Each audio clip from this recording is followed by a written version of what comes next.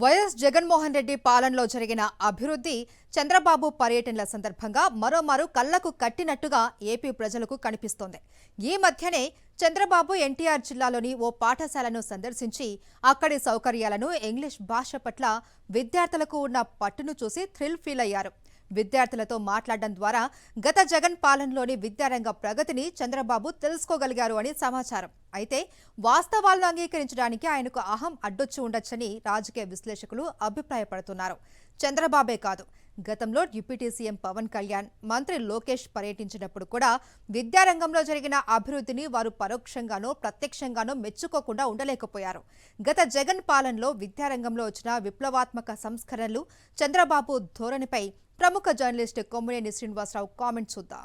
మాజీ ముఖ్యమంత్రి వైఎస్ జగన్ విజనరీనా లేక తాను విజనరీనా అన్న సంగతి ఏపీ ప్రస్తుత ముఖ్యమంత్రి నారా చంద్రబాబు నాయుడుకు అర్థమై ఉండాలి. ఆయన ఈ మధ్యకాలంలో చేసిన ఒక మంచి పని ఏదైనా ఉంటే అది ప్రభుత్వ పాఠశాలను సందర్శించడం అని చెప్పాలి.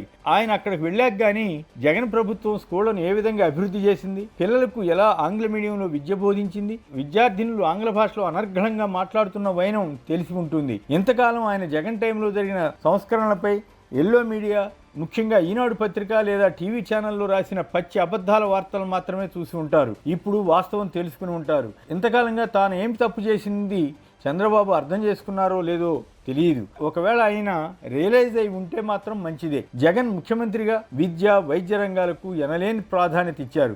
ఇందుకోసం వేలాది కోట్లు ఖర్చు పెట్టి స్కూళ్లు, ఆసుపత్రులు బాగు చేశారు. స్కూళ్లలో బల్లలు మొదలు టాయిలెట్ల వరకు, పిల్లల డ్రెస్ మొదలు వారు తినే ఆహార పదార్థాల వరకు జగన్ పర్యవేక్షించేవారు. పిల్లలకు న్యూట్రిషన్ ఫుడ్తో పాటు చెక్కీలు కూడా ఇవ్వాలని ప్రత్యేకించి ఆదేశించారు.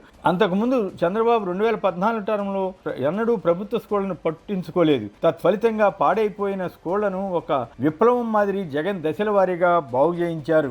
ప్రభుత్వ స్కూళ్లంటే నరకప్రాయం అన్న అభిప్రాయాన్ని తొలగించి అవి ఆహ్లాదకరమైన ప్రదేశాలుగా తీర్చిదిద్దారంటే అతిశయోక్తి కాదు. తాగునీటి సదుపాయంతో పాటు స్కూల్ ఆవరణంతా పరిశుభ్రంగా ఉండేలా చర్యలు చేపట్టారు. టాయిలెట్ల నిర్వహణకు ప్రత్యేక సిబ్బందిని నియమించారు. పిల్లలకు బైలింగ్వల్ పాఠ్యపుస్తకాలు ముద్రించి ఆంగ్ల, తెలుగు భాషల్లో చదువుకునే వెసులుబాటు కల్పించారు. అంతర్జాతీయ స్థాయిలో ఉండే ఐబీ కోర్సును, టోఫెల్ వంటి వాటికి 3వ తరగతి నుంచే ప్రిపేర్ చేసే చర్యలు చేపట్టారు. దాంతో ప్రభుత్వ స్కూళ్లలో చదివే విద్యార్థులంతా జగన్ మామ అని ఆప్యాయంగా పిలుచుకునేవారు.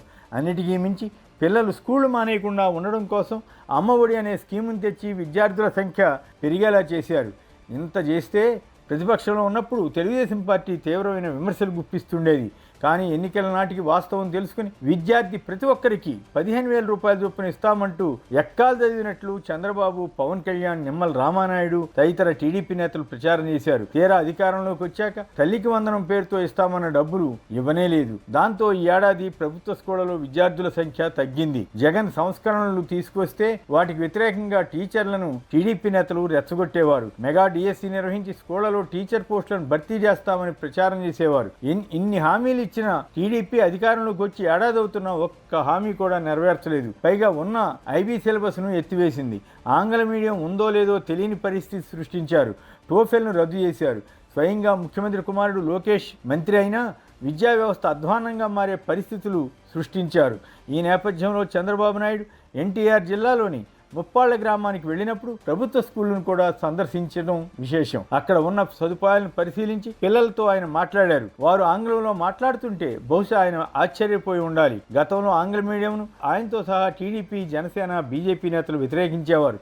కానీ చంద్రబాబుకు ఆ పిల్లల్లో ఉన్న బలమైన ఆకాంక్ష ఏమిటో అర్థమై ఉండాలి. ఒక బాలిక కలర్ఫుల్ గుడ్ మార్నింగ్ అని అన్నప్పుడు అలా ఎందుకు అన్నావని ప్రశ్నించి ఇన్నోవేటివ్గా మాట్లాడావు కాబట్టి ఆకర్షించావు అని సీఎం వ్యాఖ్యానించారు. నిజానికి ఆయన కేవలం బాలిక మాటలకే కాదు, మాజీ సీఎం జగన్ తీసుకొచ్చిన విప్లవాత్మక మార్పులకు కూడా ఆకర్షితులై ఉండాలి. కొంతకాలం క్రితం ఉప ముఖ్యమంత్రి పవన్ కళ్యాణ్ అల్లూరు జిల్లాలో ఒక స్కూల్ సందర్శించి ప్రైవేట్ స్కూళ్ల మాదిరి సదుపాయాలు ఉన్నాయని ప్రశంసించారు.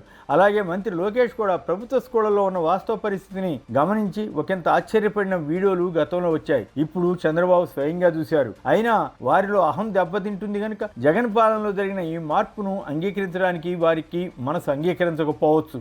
అంతేగాక చంద్రబాబు ప్రభుత్వ స్కూళ్లపై అంత నమ్మకం ఉన్న మనిషి కాదని అంటారు. కొందరు కార్పొరేట్, ప్రైవేట్ స్కూళ్ళు, కాలేజీ యజమానులకు ఆయన ఆప్తమిత్రుడు. అలాంటి వారిలో ఒకరైన నారాయణ చంద్రబాబు కేబినెట్లో ఒక మంత్రి అయినా పర్వాలేదు. టీడీపీ, జనసేన, బీజేపీ కూటమి కూడా ఈ ప్రభుత్వ స్కూళ్లను పాడు చేయకుండా వాటిని జగన్ టైం నాటి ప్రమాణాలతో కొనసాగిస్తే మంచిదే. కానీ పలు స్కూళ్లలో పారిశుద్ధ్యం కొరవడిందని వార్తలు వస్తున్నాయి. దానికి కారణం గతంలో ఉన్న విధంగా ఇప్పుడు ప్రత్యేక సిబ్బంది లేకపోవడమే కారణమని అంటున్నారు. విద్యారంగానికి సంబంధించి జగన్ ప్రభుత్వం తీసుకొచ్చిన సంస్కరణలు యథావిధిగా కొనసాగించితే ఏపీలో ప్రభుత్వ స్కూళ్లలో చదివే పేద పిల్లలకు న్యాయం చేసినట్లవుతుంది. జగన్ మంచి చదివే పేద పిల్లలకిచ్చే సంపద అని పలుమార్లు చెప్పేవారు. అదే చంద్రబాబు మాత్రం విద్య ప్రభుత్వ బాధ్యత కాదని గతంలో అనేవారు. తన మనుమడు దేవాంశను మంచి ప్రైవేట్ స్కూల్లో చదివిస్తుండవచ్చు. అలాగే ప్రభుత్వ స్కూళ్లలో చదివే పేద పిల్లలను కూడా అదే తరహాగా భావించి మంచి విద్య ఇవ్వడానికి చంద్రబాబు ప్రయత్నిస్తే పేరు వస్తుంది. ఏది ఏమైనా విద్యకు సంబంధించి జగన్ విజన్ను చంద్రబాబు అంగీకరించక తప్పదు కదా.